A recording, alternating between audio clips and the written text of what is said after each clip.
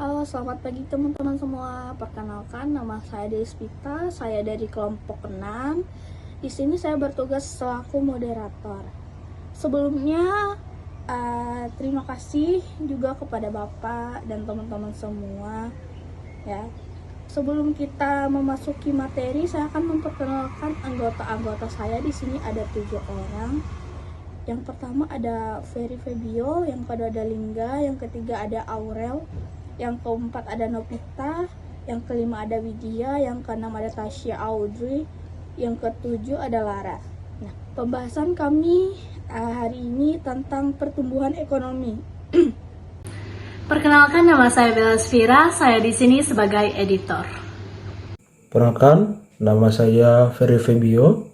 Perkenalkan, nama saya Muhammad Lingga Pratama. Perkenalkan, nama saya Daniela Aurelia. Perkenalkan, nama saya Novita Patasya Putri. Perkenalkan, nama saya Lara Sapira. Perkenalkan, nama saya Widya Novianti. Kali ini saya akan menjelaskan apa itu pengertian pertumbuhan ekonomi yang tidak merata.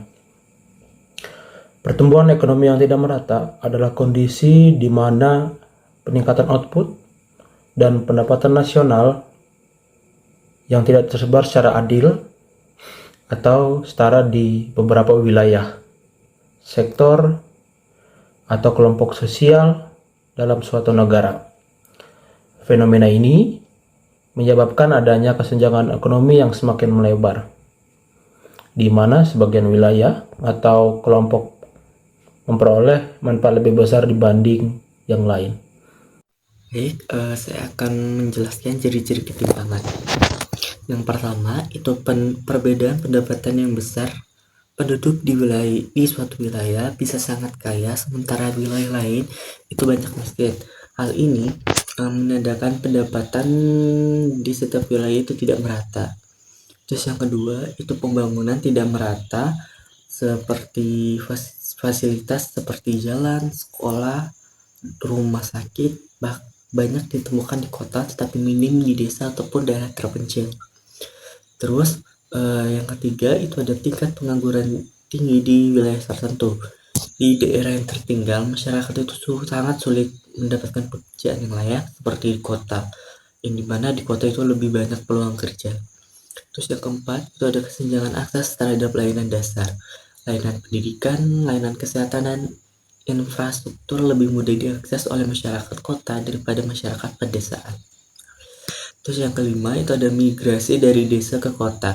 Karena kurangnya lapangan kerja dan fasilitas, banyak orang pindah ke kota untuk mencari kehidupan yang lebih baik. Terus yang keenam, itu ada konsentrasi ekonomi. Di daerah tertentu, aktivitas ekonomi seperti industri dan perdagangan hanya terpusat di wilayah tertentu, menyebabkan daerah lain itu dapat tertinggal. Terus yang ketujuh dan yang terakhir, itu ketimpangan konsumsi dan gaya hidup. Gaya hidup di kota besar itu jauh lebih modern dibandingkan dengan daerah yang miskin, terlihat dari jenis barang yang dikonsumsinya. Kita masuk ke dalam materi faktor penyebab ketimpangan. Yang pertama, ada ketimpangan akses pendidikan dan keterampilan, yang dimana pendidikan yang tidak merata menyebabkan perbedaan kemampuan individu dalam memperoleh pekerjaan yang layak dan berpenghasilan yang tinggi. Lalu yang kedua, ada distribusi kekayaan yang tidak merata, yang dimana sebagian kecil kelompok masyarakat menguasai sebagian besar aset dan sumber daya, sementara kelompok lain kesulitan memenuhi kebutuhan dasar mereka. Lalu yang ketiga, ada perbedaan akses terhadap teknologi, yang dimana digitalisasi dan otomatisasi menguntungkan mereka yang memiliki akses dan keterampilan, sementara yang lainnya tertinggal. Dan yang keempat, ada kebijakan pemerintah yang tidak inklusif. Kebijakan fiskal atau subsidi yang hanya menguntungkan beberapa kelompok tertentu, dan ini dapat memperparah ketimpangan.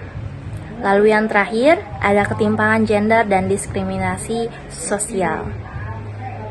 Ketimpangan gender sendiri adalah kondisi ketika laki-laki dan perempuan tidak memiliki kesempatan atau hak yang sama dalam mengakses pendidikan, pekerjaan, berpenghasilan, dan posisi kepemimpinan.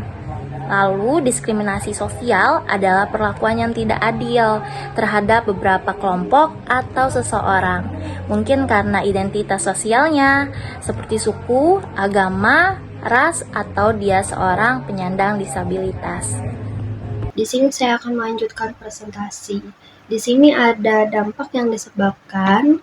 Yang pertama ada ketimpangan sosial dan ekonomi. Yang kedua ada peningkatan urbanisasi. Yang ketiga ada kesenjangan infrastruktur. Yang keempat, tingginya angka kemiskinan di daerah tertentu. Yang kelima, potensi konflik sosial dan politik. Yang keenam, tidak optimalnya potensi daerah. Di sini saya akan membacakan materi perbandingan pertumbuhan ekonomi antar wilayah. Perbandingan ekonomi antar wilayah, Jawa Tengah tetap menjadi pusat ekonomi nasional karena infrastruktur dan industrialisasi yang kuat, namun menghadapi tantangan urbanisasi dan ketimpangan. Sumatera menunjukkan pertumbuhan moderat karena ketergantungan pada sektor primer dan harga komoditas global. Kalimantan mengalami pertumbuhan tinggi terutama dari sektor pertambangan, didorong pula oleh proyek Ibu Kota Nusantara. Sulawesi berkembang pesat karena dihilirisasi industri tambang terutama nikel. Papua dan Maluku tertinggal dalam pertumbuhan karena masalah infrastruktur dan akses pasar. Saya akan mempresentasikan tentang peranan pemerintah dalam mengatasi masalah pertumbuhan ekonomi yang tidak merata, yaitu yang pertama, membangun infrastruktur yang merata. Pemerintah membangun jalan, jembatan, pelabuhan, dan fasilitas lainnya di wilayah yang tertinggal untuk membuka akses ekonomi. Lalu yang kedua, itu mendorong investasi daerah, yaitu memberikan insentif agar investor tertarik untuk menanamkan modal di luar Jawa dan di daerah yang kurang berkembang. Lalu yang ketiga, melaksanakan otonomi daerah, yaitu memberikan kewenangan kepada daerah untuk mengelola potensi dan anggaran sendiri